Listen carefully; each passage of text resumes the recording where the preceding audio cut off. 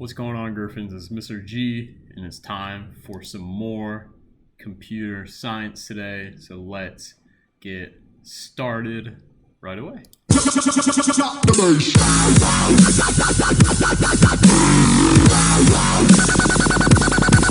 ready.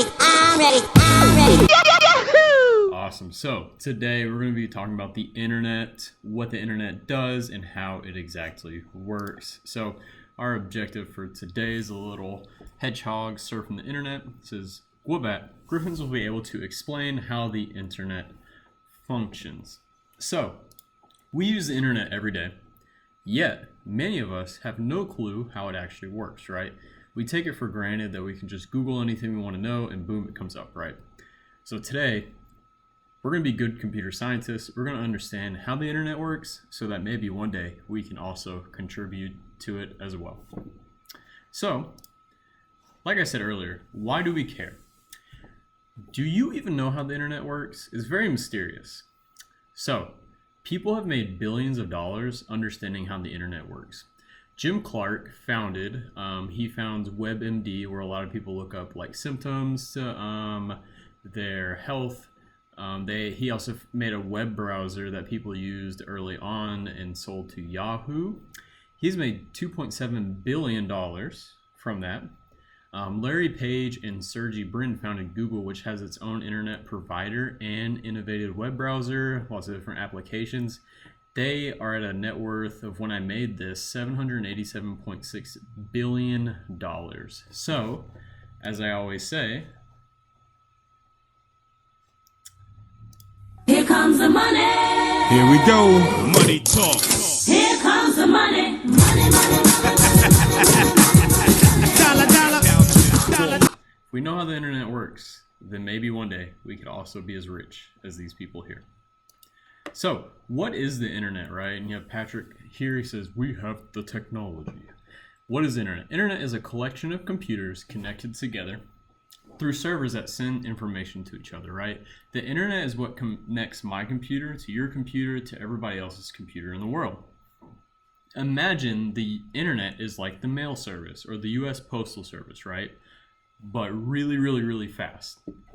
The server is the checkpoint that exchanges the information, right? So he's like the mailman. So what is the mailman delivering in the internet world? Well, he's delivering a packet. Very similar to a package, right? So what happens here is my computer sends packets, okay, to the server, and that server sends packets to your computer. So it's like a big connected system, just like the US mail system. Okay, so before we jump into more about the internet, let's think about the history of it. There's many people that helped collaborate to create the internet, okay? So two notable events in the US, okay? In 1969, Stanford and the UCLA, which are big colleges, managed to have the first long-distance connection over a cable, okay? So that was like the very first big moment. They were able to connect two computers over a cable and communicate with each other. In 1980, Bob Kahn and Vinton Cerf managed to create the code foundation for the internet to work, which led to a boom in computing. And let me tell you, I looked at it and it's very, very complicated. They put a lot of work into that. There's a reason why they made lots of money. So, how does the internet work? Like I was saying earlier, the internet works through sending packets back and forth between computers, right?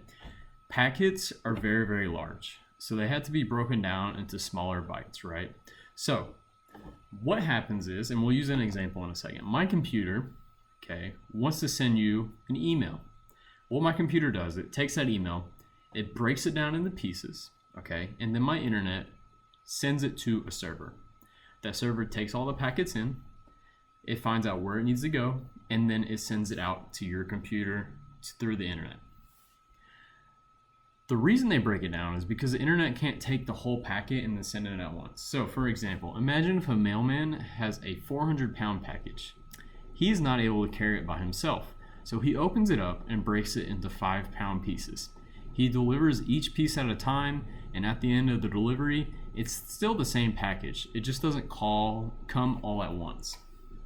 This is how the internet works, but it's just really, really fast. So packets are what our computers send.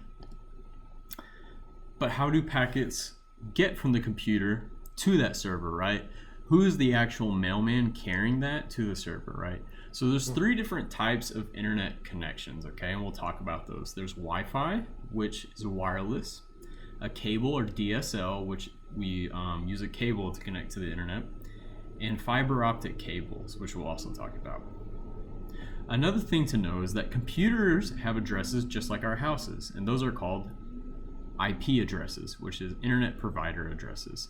The IP address is just like when you send mail and you write your friend's address. I don't know if y'all have ever written a letter in your life, but yeah. So when you write the address, okay, on your house, it's the same thing as the address to your computer. And these are like the mailing process where I go drop off the mail at the mailing center and they deliver it. That's what the internet is doing for us. So, like I said, there's 3 different types of internet connection. There's Wi-Fi.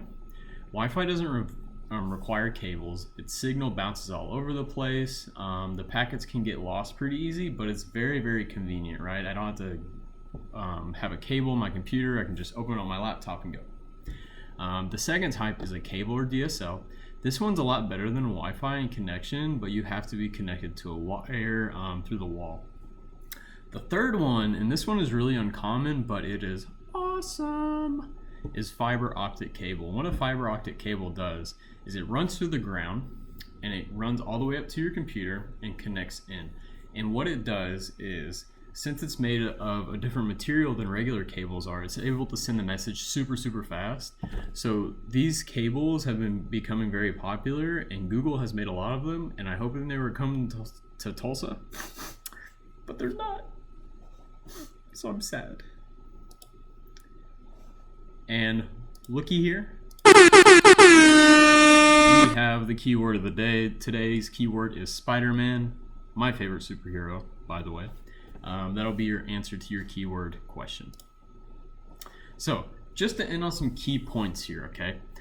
The internet is a highway of information that passes information through it constantly, right?